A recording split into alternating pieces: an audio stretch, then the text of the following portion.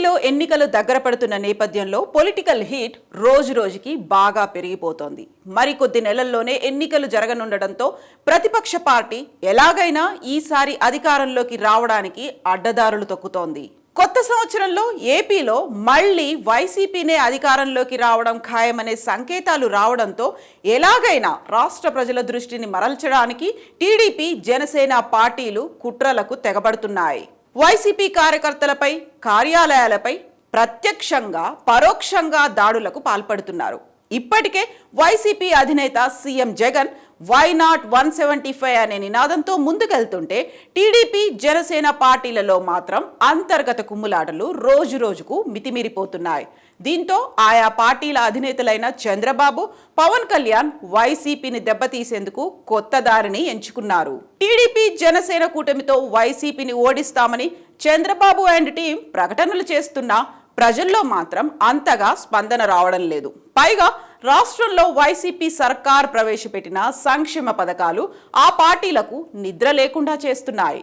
రాష్ట్రంలో అన్ని వర్గాల ప్రజలకు సీఎం జగన్ అమలు చేస్తున్న సంక్షేమ పథకాల ఫలాలు అందుతున్నాయి.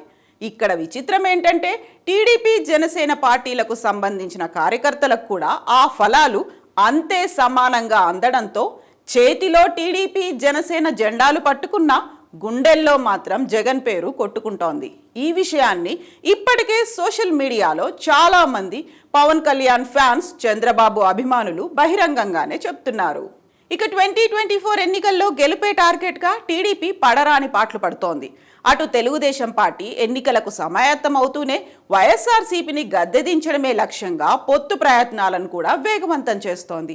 ఈ క్రమంలోనే టీడీపీ అధికారంలోకి రావడం కోసం అడ్డమైన దారులు తొక్కుతూ జనసేన, బీజేపీ, కాంగ్రెస్ పార్టీలతో పొత్తుల కోసం దిగజారి బ్రతిమిలాడుతోందని పలువురు విశ్లేషకులు కూడా తమ అభిప్రాయాలను వెల్లడిస్తున్నారు. అయితే ఎన్నికలు ప్రతిష్టాత్మకంగా మారిన నేపథ్యంలో ముఖ్యమంత్రి వైఎస్ జగన్మోహన్ రెడ్డి అభ్యర్థుల ఎంపికలో ఆచితూచి అడుగులు వేస్తున్నారు. అసెంబ్లీ స్థానాలన్నింటినీ క్లీన్ స్వీప్ చేయాలని లక్ష్యంగా పెట్టుకున్నారు.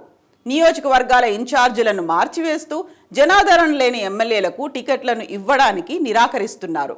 ఇక జగన్ వ్యూహం అర్థం చేసుకోలేకపోయినా టీడీపీ అధినేత చంద్రబాబు తన అనుచరగణానికి వైసీపీ నాయకులతో పాటుగా కార్యకర్తలు, కార్యాలయాలపైన దాడులకు దిగమని సిగ్నల్స్ ఇవ్వడంతో దాడులకు తెరలేపారు.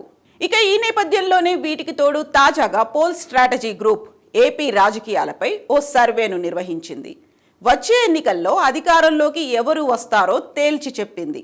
ఇప్పటికిప్పుడు ఎన్నికలు జరిగితే ఏ పార్టీ అధికారంలోకి వస్తుంది, ముఖ్యమంత్రి పీఠాన్ని ఎవరు అధిష్టిస్తారనే విషయాన్ని స్పష్టం చేసింది.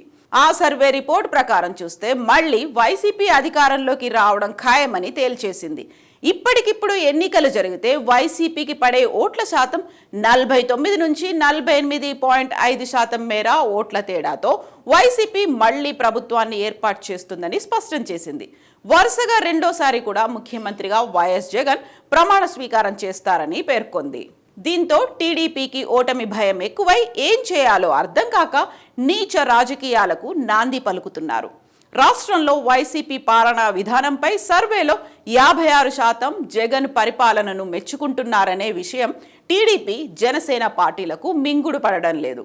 జగన్ పాలన బాగుందంటూ, జగన్ ప్రవేశపెట్టిన సంక్షేమ పథకాలు అద్భుతంగా ఉన్నాయంటూ ప్రశంసించే వారి శాతం ఎక్కువగా నమోదు కావడంతో ఆ పార్టీలకు గెలుపు తలనొప్పిగా మారిందని చెప్పుకోవచ్చు. ఈ నేపథ్యంలోనే గుంటూరు వెస్ట్ నియోజకవర్గంలో తెలుగుదేశం, జనసేన కార్యకర్తలు రెచ్చిపోయారు. మంత్రి విడదల రజనీ కార్యాలయంపై టీడీపీ, జనసేన కార్యకర్తలు దాడికి తెగబడ్డారు.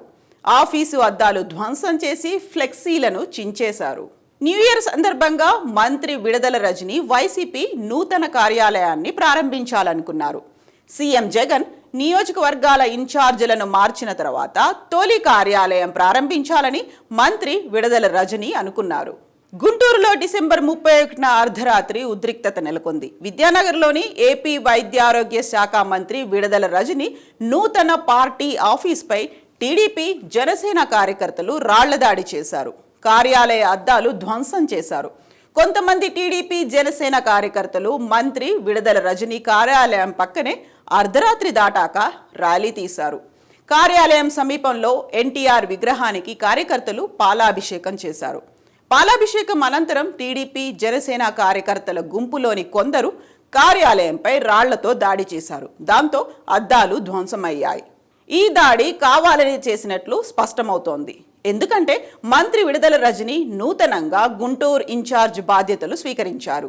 కార్యాలయ ఓపెనింగ్ కూడా ఏర్పాట్లు చేసుకున్నారు. తెల్లవారితే పార్టీ ఆఫీస్ ప్రారంభోత్సవం కాగా అర్ధరాత్రి టీడీపీ జనసేన పార్టీ కార్యకర్తలు దాడి చేయడం వెనుక ఎవరున్నారో అర్థమవుతోంది.